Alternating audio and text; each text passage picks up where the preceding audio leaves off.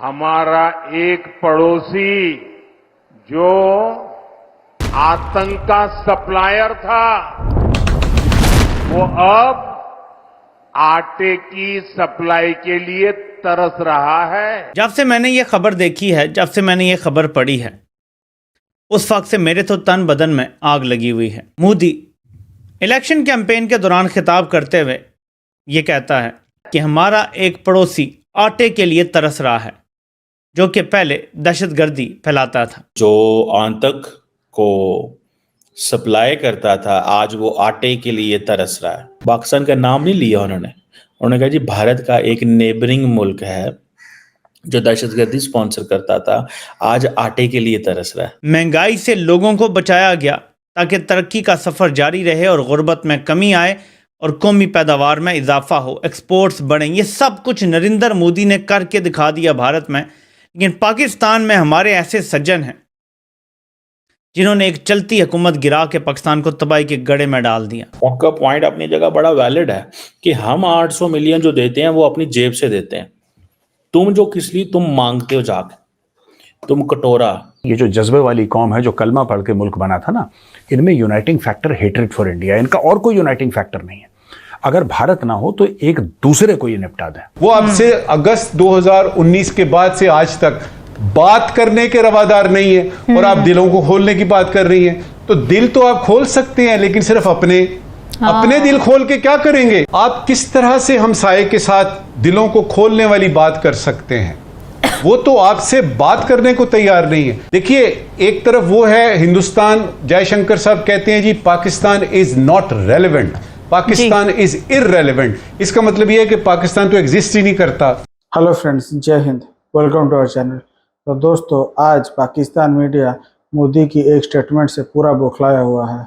मोदी जब election campaign में direct बोल दिए कि आतंक सप्लाई करने वाला देश अब आटे के लिए तरस रहा है, उसके बाद पाकिस्तान मीडिया का क्या रिएक्शन है, आइए देखते हैं इस वीडियो में। अब वो जारी बात है, वो जिधर जाते हैं वो कहते हैं भाई मैं तो हाईटेक वेपन्स बेच रहा हूँ, मैंने तो कल ब्रह्मोस फिलिपाइन को बेचा है। आपने तस्वीरें नहीं देखी? आपने तस्वीरें नहीं देखी कि हम ब्रह्मोस बेच रहे हैं? और वो देखें, वो डिफेंस मिनिस्ट्री वाले इतने स्मार्ट हैं कि वो उसकी बकायदा तस्वीरें जारी करते हैं कि देखें जी ये जहाज में जा रहा है, ठीक है जी, ये जहाज में वो वेपन जा रहा है। अच्छा, ये नॉर्मली तो दुनिया ऐसे नहीं करती प्रोजेक्शन, ठीक है, लेकिन कि जी हमारा डिफेंस इक्विपमेंट जा रहा है। अब ये जो ब्रह्मोस मिसाइल का जो फिलिपाइन को दिया गया है, ये $375 मिलियन की डील थी जो कि जनवरी 2022 में साइन हुई थी। और ये एक एंटी शिप वेरिएंट है अगेंस्ट चाइना। तो वो कह रहे हैं कि हम चाइना के अगेंस्ट जो ये ब्रह्मोस बेच रहे हैं उनको, वो उन्होंने उसकी तस्वीरें लगा रहे हैं टीवी के ऊपर, ठीक है। सो वो इसके ऊपर बिजनेस कर रहे हैं ना, वो इसके ऊपर काम कर रहे हैं। समझ आ रही है आपको? वो इसके ऊपर लगे हुए हैं कि भाई हम तो देखो, हम तो हाईटेक वेपन्स बेच रहे हैं, हम तो ब्रह्मोस सुपरसोनिक क्रूज मिसाइल जो है वो फिलिपाइन को बेच रहे हैं, हमारे यहाँ तो टेस्ला आया हुआ है, हम तो मेटा वाले यहाँ शादियाँ अटेंड करने आते हैं, ठीक है। और देखो वो पाकिस्तान है, आतंक सप्लाई करते हैं, सप्लायर ऑफ आतंक हैं।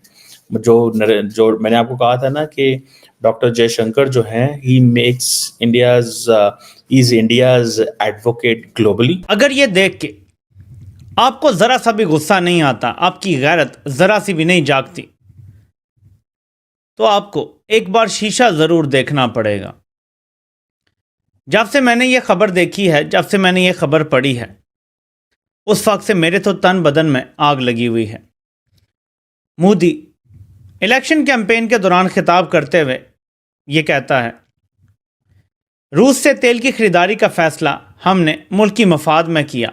कई ममालिक की सूरत हाल ख़राब हो गई है, कई दिवालिया हो गए हैं, यहाँ तक कि हमारा एक पड़ोसी आटे के लिए तरस रहा है, जो कि पहले दहशतगर्दी फैलाता था। नरेंद्र मोदी रूस से तेल लेने पे अपनी ज़बरदस्त स्ट्रेटजी आवाम के सामने रख रहा है, जबकि पाकिस्तान वो बदनसीब मुल्क है कि जब उसका वज़ीर-ए-आज़म रूस से तेल लेने गया तो पीछे उसके खिलाफ साजिश करके उसको हुकूमत से ही निकाल दिया गया। यह फ़र्क है कि जब से कोरोना आया है उसके बाद से भारत की अगर आप जीडीपी ग्रोथ देखें तो पहले से ज़्यादा हो गई है। कोरोना से पहले जो जीडीपी ग्रोथ थी अब उससे ज़्यादा हो रही है मुसलसल 2 से 3 साल।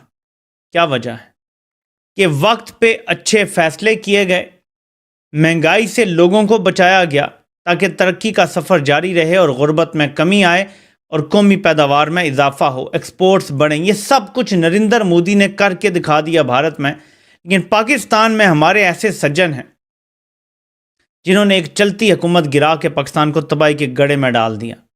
तो अगर ये पढ़ के खबर और ये सुन के अगर आप मोदी का ये क्लिप भी सुने, यूट्यूब पे मौजूद है, तो आपके तन बदन में ज़रूर आग लगेगी। अगर नहीं लगती तो आपके साथ ज़रूर कोई मसला है। Narendra Modi makes the policy and gives the version at home.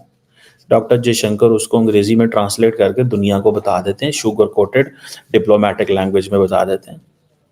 सो जब वो कहते हैं कि terrorism at day and terrorism at night and trade and day can not go, मतलब this is what they do say. तो नरेंद्र मोदी कहते हैं अभी आन तक नहीं चलेगा, सप्लायर अब आन तक है। वो आज आटे के लिए देख रहे हैं।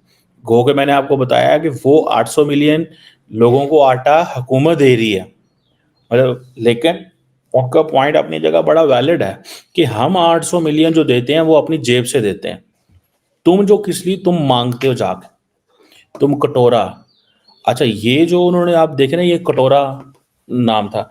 वो इमरान खान जो था वो पहले दूसरों को कहता था, टारगेट करता था।